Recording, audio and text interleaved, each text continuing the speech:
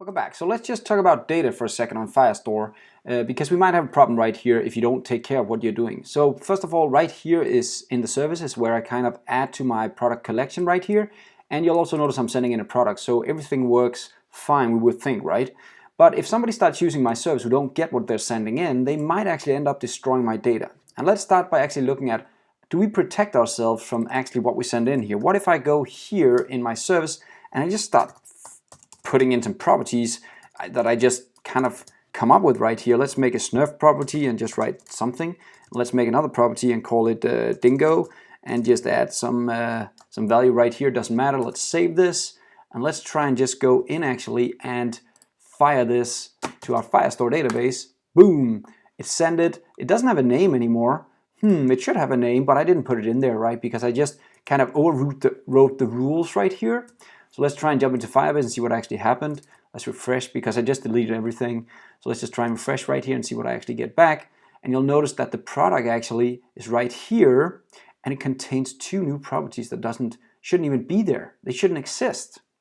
Okay, but you just hard-coded that, Lars, so of course we're safe. We went in there, we made a product interface, and of course you can't break that interface, right? Okay, you might be right. Let's try and play around with something crazy right here. Let's go in here and actually change this back to product like it was. And again, now we should feel safe. If you use the service, we know we are guarded with this product interface, right? And the product interface dictates that you're only allowed to use name and ID to actually create such a product. And that's the only thing you would then end up sending, hopefully, to Firebase, right? Or to Firestore. Wrong. Let me try and prove you wrong. So what I'll do is I'll go in here into our list item right here where we kind of add a new product. I'll just for the fun of it add a new one here, call it dingo, whatever, dingo, and there I'll just put in the name dingo as well. So I'm adding a new control name, right, called dingo, which is just a text field for now. And I'll just try and go in here and add it in here as well. So I'll do a comma and I'll do dingo and I'll do a new form control. There we go, and let's just put in a blank space again. So now we have dingo available. Now notice I've not added this dingo to a model, right? It's not in the product. So it shouldn't belong down in the service and definitely shouldn't belong on Firebase because I kind of say I only want to add information inside that product on Firebase, right? So let's try and see what actually happens right here. First of all, notice that I am getting the new field called dingo. So let's just try and add stuff and do an add. Boom. And notice I do get the name there now. So it also seems that the name is back as it should. So let's try and jump to Firebase and see what we actually added right here. And notice we actually added the name and dingo. So it wasn't guarded. What? Now if you guys are used to working with C# or anything like that, Java, you would know that this interface should actually protect us so we don't get rubbish data down here. But it doesn't because we're talking about JavaScript here. We're not talking about TypeScript. It's being converted into JavaScript. And since what we're creating right here is actually a plain old JavaScript object, if you notice what I'm getting here is values from the product form, and that's just a JavaScript object. And I'm sending that JavaScript object directly into my function right here, and it doesn't care now that it's a product. It just adds all the properties that are on that JavaScript object. And Firebase doesn't protect us either because Firestore says, I don't care, give me some JSON and I'll store it for you. I don't care what you have in that JSON, not my problem, I'll just store it for you.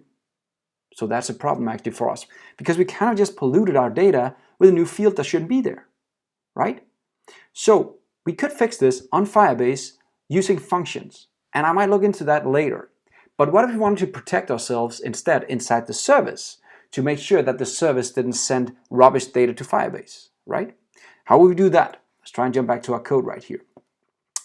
So first of all, we now know that instead of actually returning the product, only upholding the interface setup, right, only having the properties that the interface kind of says are allowed, we might actually get rubbish data in here from the outside. Pretty much meaning that every time somebody added some extra fields in here, they also could potentially end up sending them into that add product right here.